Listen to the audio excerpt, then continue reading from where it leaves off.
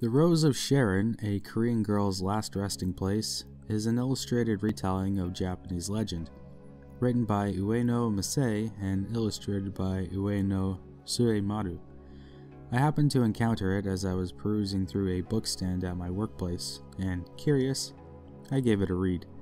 The retelling had been translated from Japanese to English by John Gallagher.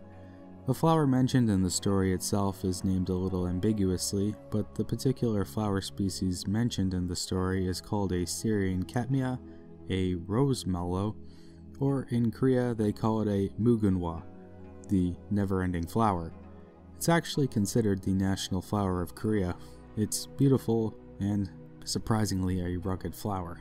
The Rose of Sharon is a tragic story following a young Korean girl back in Japan's Middle Ages, around the late 1500s.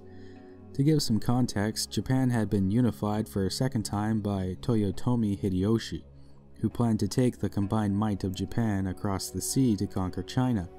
To do so, Hideyoshi wanted to use Korea as a staging ground for the invasion, and when Korea understandably refused, Hideyoshi took his army and instead went to war with Korea, taking the capital.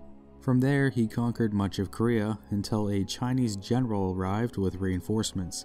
Together, China and Korea managed to defeat the Japanese soldiers, eventually retaking Korea. The Rose of Sharon follows a young Korean girl who was skilled in weaving and had a powerful love for a beautiful white rose, known as the Rose of Sharon. She, along with many other Korean artisans, were taken by force aboard Japanese ships by Hideyoshi's army, and obviously brought back to Japan. Some of the captives managed to jump into the ocean to their death, but our Korean protagonist wasn't one of them. She was brought to the Japanese island of Shikoku, then called Tosa, and given to a man named Captain Odani. Her first few days in Tosa, she was understandably upset and homesick. However, she worked hard weaving textiles there, even teaching other women her craft, and her kindness and hard work won her over in the hearts of the Tosa Japanese people, and also in the heart of Captain Odani. The captain built her a home and a workshop and even planted a garden full of her favorite flowers. Tosa was an undeniably beautiful place. The oceans, mountains, and forests helped to heal her broken heart. Even so, the Korean girl missed her family back home and wished to return.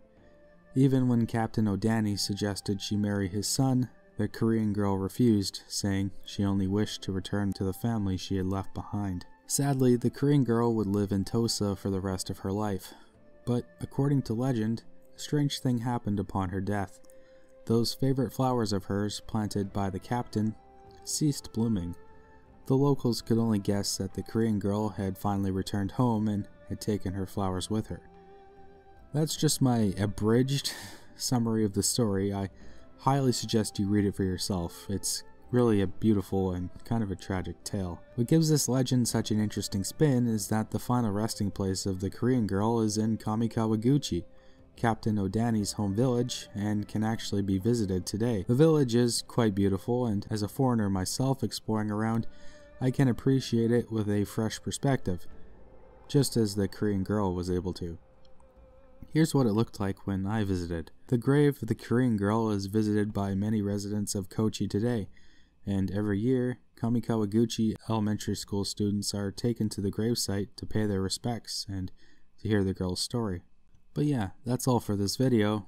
Take care and be bold.